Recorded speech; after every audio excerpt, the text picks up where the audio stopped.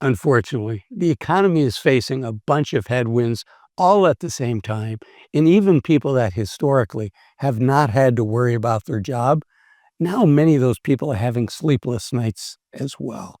So in today's video, I want to share with you the data as to what's going on, and then more importantly, what we all can do to prepare for a storm and to navigate through it successfully.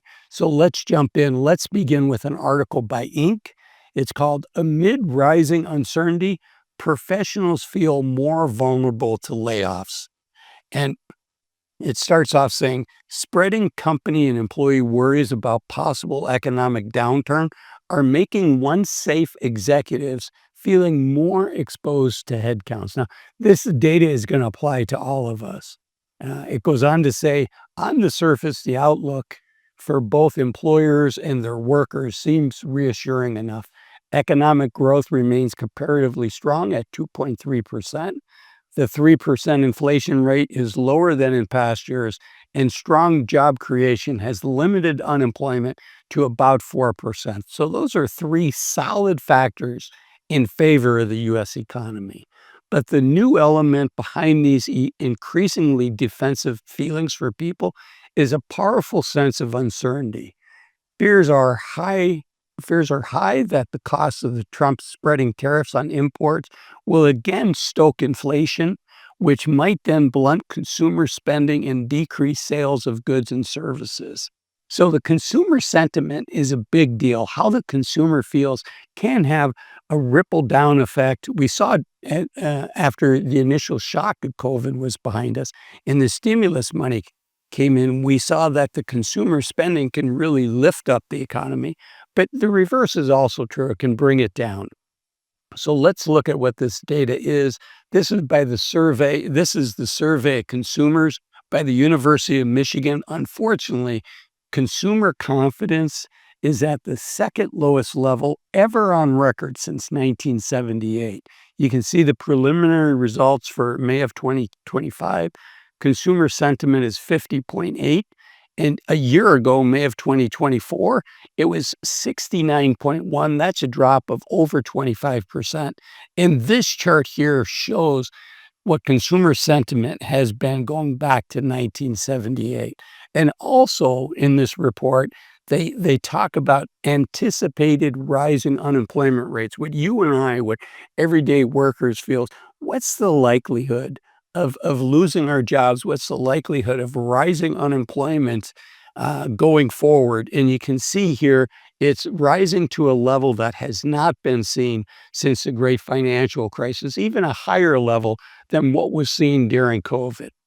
Okay, so the article goes on to say many companies are cautiously scaling back spending and either already protectively reducing headcounts or making plans to do so if the economy suddenly slows. Significantly, that activity is particularly strong in creative, managerial, and other white-collar professions that have long been fairly secure from employment upheavals.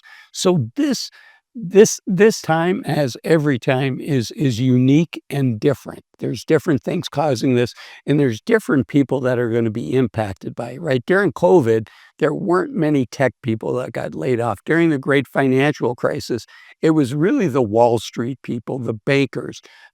It was all of us, but Wall Street employees and bankers were directly impacted by that. So every recession, every pullback is different. And this one looks like it may go after the executive ranks that traditionally have not been impacted. Okay, Susan Levine, who's the founder and CEO of a recruitment and placement specialist career group companies, says that sectors like entertainment, tech, finance, fashion, law, marketing, and many others are feeling a pinch that had previously spared them.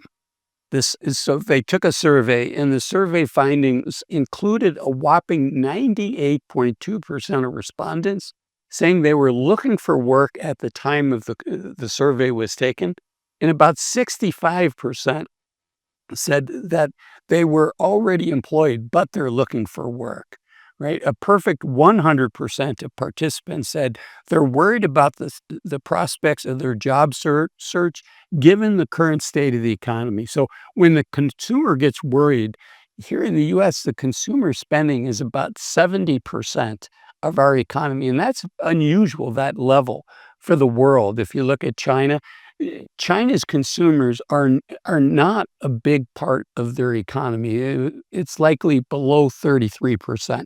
So the US would be double that of the consumer's importance on the economy, right? China's economy is basically based on exports, which is part of the reason that this trade war could particularly impact hard China.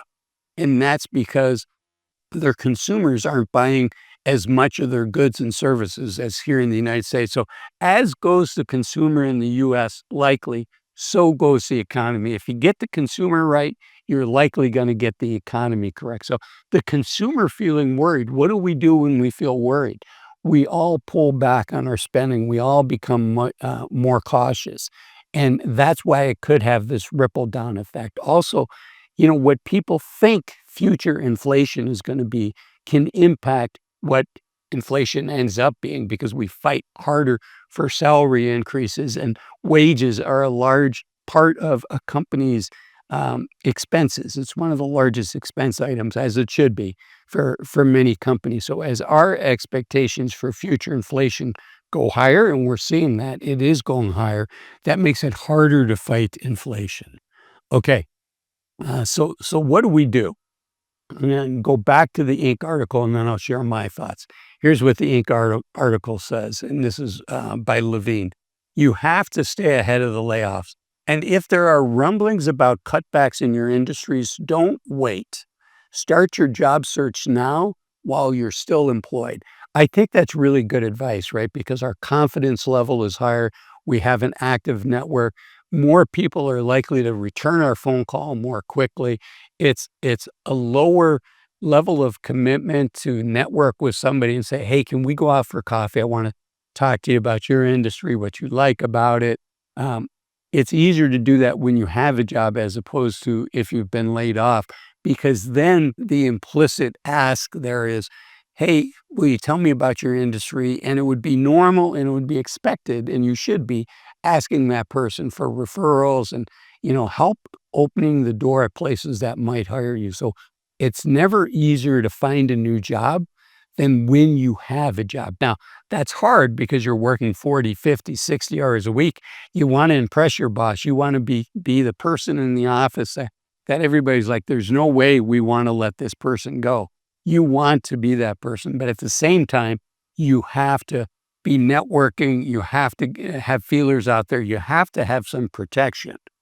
And likewise, employers need to let their A players know, hey, you don't have to worry about losing your job, because as we saw in that survey, 65% of the people surveyed that were looking for jobs were already employed. So if you're an employer, if you're a supervisor, if you're a boss, if you own your own company, you have to let your A players know, hey, you don't have to worry about finding another job. You're valued here, and we want you here, and you don't have to worry about that. So if you enjoyed this video, if this has been helpful, the YouTube algorithm says this is the next video specifically for you that you should watch next. Thanks for watching this one. Bye-bye.